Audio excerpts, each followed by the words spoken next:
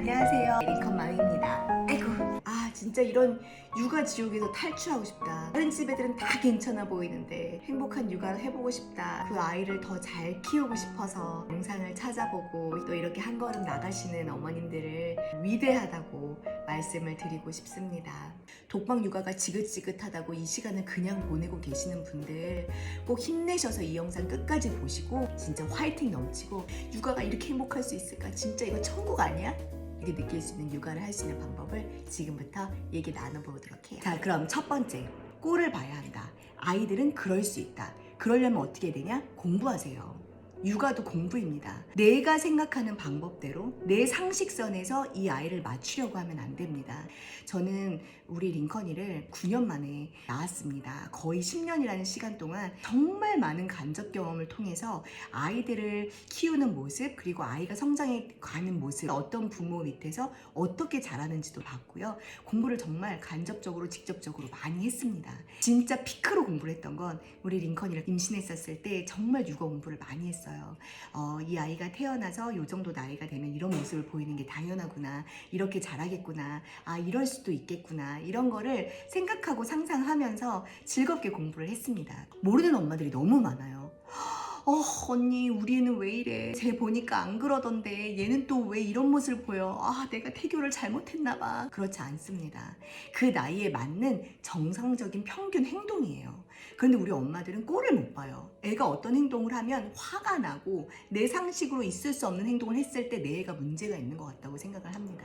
그래서 꼴을 보려면 공부하셔야 됩니다. 어떤 잘못된 모습을 다 방관하고 수용하고 이러라는 게 아니라 실수를 하거나 저거는 교정을 해줬으면 좋겠다라는 모습이 나왔을 때 그 꼴을 이해하면서 내 아이가 이 나이가 되니까 정말 이런 행동을 보이네, 좋은 거를 배워야 하는 순간이 지금 왔구나, 이렇게 생각하시면서 안정적으로 훈육을 하셔야 됩니다. 내 감정에 격동돼서 너 내가 이럴 줄 알았어, 아이들이 돌아가면서 실수를 하고 한다면 얼마나 진짜 힘들겠어요. 그 마음은 잘 이해를 하지만 그 순간에 아이는 실수를 통해서 또 배우는 거예요. 이럴 수 있구나, 가르쳐줘야겠다. 그럼 잡아놓고 얘기를 해야죠. 우유를 쏟았네, 장난을 치면 떨어져서 흘릴 수 있으니까 이거를 딱 잡고 우유를 마실 때는 식탁 위에서 이렇게 마시는 거야. 우리 오늘 좋은 거 배웠네, 그치? 다음번에는 조심하자, 알겠지? 이렇게 물 마시고 밥 먹을 땐 장난치지 않는다라는 거를 정확하고 바르게 안정적인 모습으로 가르쳐 주셔야 합니다. 근데 아이들이 까불고 장난치고 할 때 욱해서 화가 날 때가 있어요. 저 같은 경우에도 링컨이가 나가야 되고 바빠 죽겠는데 옷을 또 던지다가 저한테 던졌는데 얼굴에 팍 맞은 거예요. 순간 짜증이 나는 거죠. 그래서 엄마 봐봐, 엄마도 실수해. 모두가 할 수 있는 실수는 어떤 걸 배울 수 있는 좋은 실수지만 엄마가 하지 말라고 가르쳐줬고 네가 하지 말아야 되는 걸 알면서도 해서 누군가를 다치게 했을 때는 그건 정말 큰 실수야. 큰 실수는 하는 건 안 되는 거야. 엄마가 지금 화가 나듯이 누군가를 화나게 하고 아프게 할 수 있어. 엄마 봐, 이런 행동은 하는 거 아니야. 기억할 수 있겠어? 이렇게 단호하게 말을 해줬습니다. 물론 속에서는 막 용암처럼 부글부글 끓고 내가 몇 번을 말했는데 이게 또 해갖고 아파 죽겠네, 별 생각 다 들었지만 다 연습입니다. 감정을 다스릴 수 있는 아이로 키우려면 나도 아이를 임신한 순간부터 그리고 훈육하는 매 과정 속에서 내 감정을 다스릴 수 있어야 합니다. 물론 너무 화가 났을 때는 잠깐 아이한테 기다리라고 그러고, 너가 이런 큰 실수를 해서 엄마가 지금 좀 화가 났어, 잠깐만 시간을 줘 하고 심호흡을 좀 하는 모습, 기분 나쁠 때 다스리는 모습을 또 아이 앞에서 보여주는 것도 중요하다고 생각을 합니다. 그리고 두 번째는 엄마가 내가 어떤 성격을 가진 사람인지를 반드시 파악하시고 인정하셔야 되고요. 내 아이가 어떤 기질과 성향을 가진 아이인지를 굉장히 빠르게 파악을 하셔야 합니다. 다르다는 것을 서로 인정하고 그 안에서 서로의 장점을 살려서 단점은 보완하면서 살아가는 것이 인생이고 사회입니다. 저는 솔직히 말해서 결혼하기 전까지 제가 정말 어떤 사람인지 그걸 몰랐어요.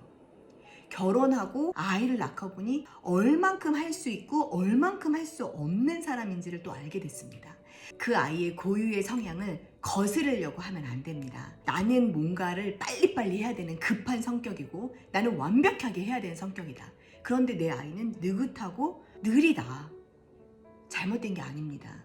내 아이는 조금 더 차분하고 그리고 그 안에서 자기의 모든 순간을 좀 생각하고 누리면서 그렇게 뭔가를 해 나가는 아이입니다. 그럼 이거를 어떻게 보완해주고 어떻게 수정해줘야 되는지를 생각해야지, 애가 느려 터져가지고 이거 봐봐, 이거를 왜 이렇게 했어, 이거는 이렇게 하는 게 아니라 똑바로 이렇게 해야지, 이렇게 해서 아이를 뜯어 고치려고 하면 아이는 자기의 고유의 능력을 발전시키지 못하고 주눅 들고 눈치 보고, 아, 나는 뭐든지 다 잘할 수 없는 아이. 잘하는 거의 기준이 뭐예요? 내 페이스대로 그렇게 잘 해나가는 게 잘하는 거잖아요. 그러니까 뜯어 고치려고 하지 말고 내 아이의 성향을 그대로 성향에 맞게, 이런 아이는 어떻게 내가 키워야 하는구나, 어떤 양육 방법이 가장 잘 먹히겠구나를 빨리빨리 공부하시고 알아보세요. 그리고 하나씩 그거를 이렇게 실행에 옮겼을 때 그 아이가 수정이 되고 장점은 더욱 도드라져서 나오는 모습을 보면서 또 육아의 재미를 느끼실 수 있습니다.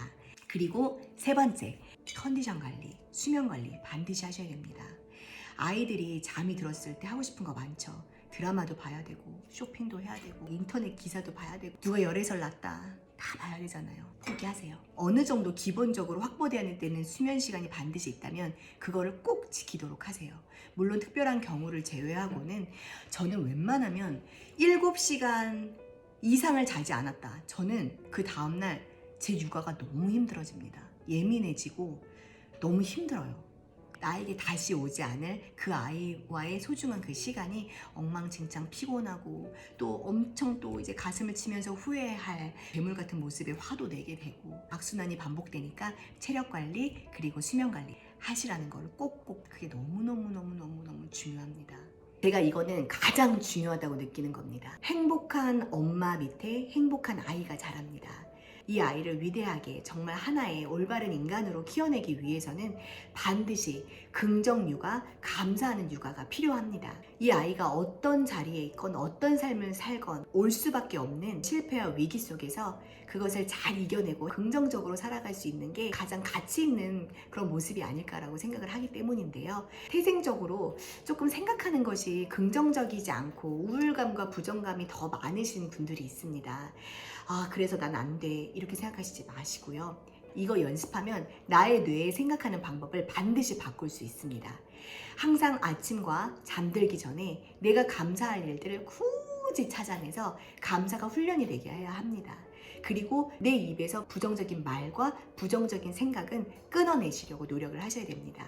아, 이런 생각은 하지 말자, 남들에 대해서 좋은 얘기는 하지 못할지언정 좋지 않은 얘기는 하지 말자, 이런 걸 수없이 되뇌이면서 감사와 긍정은 훈련이 될 수 있습니다. 나의 아이에게 나는 거울입니다. 긍정적으로 어떤 상황을 바라보고 행동하고 반응하는 모습을 통해서 감사할 줄 아는 아이, 긍정적으로 생각하는 아이가 될 수 있다라고 확신합니다. 어떻게 하면 이거를 좋게 바꿀 수 있을까? 손가락 더 크게 다칠 수 있었는데 이거밖에 안 다쳐서 너무 감사하다. 이렇게 저는 좀 위기 상황 속에서, 힘든 상황 속에서 이 정도밖에 안 다쳤음에 감사하고 앞으로는 이런 상황을 만들지 않아야겠다 라고 또 귀한 거를 배울 수 있는 상황으로 만드는 거를 가르치고 있습니다. 4가지를 다시 요약해 드리자면, 첫 번째, 꼴을 봐야 한다. 우리 아이는 그럴 수 있다. 이 나이에는 충분히 나올 수 있는 행동과 모습이다. 두 번째, 나의 성격과 아이의 성격, 성향과 기질을 파악하셔야 합니다. 세 번째, 반드시 체력 관리, 수면 관리 하셔야 합니다. 마지막으로, 감사하고 긍정적인 생각을 할 수 있는 나의 뇌를 훈련하라. 안 좋은 상황이 펼쳐졌어도 그 안에서 감사를 찾을 수 있는 훈련을 하셔야 합니다. 감사와 긍정은 훈련이 될 수 있다. 이 아이를 통해서 나도 성장해 간다. 이 아이 때문에 난 더 나은 엄마가 되기 위해서 이 아이가 없었으면 안 살았을 더욱더 열정적이고 멋진 삶을 살아간다. 귀한 최고의 선물, 우리 아이들과 오늘도 행복한 육아 하시기를 바랍니다. 그러면 저는 또 다음 영상에서 뵐게요. 안녕. 이것만입니다.